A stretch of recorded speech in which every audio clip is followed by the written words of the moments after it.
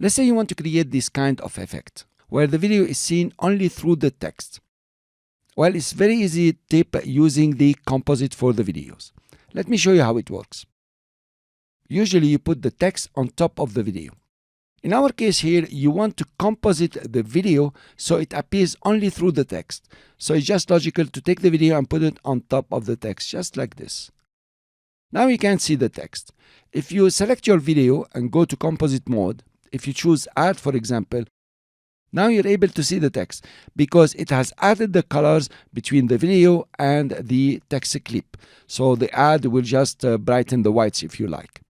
Now there is another option here that you can always use, is the multiply. It's a very powerful option that you will see it almost in all video editing software.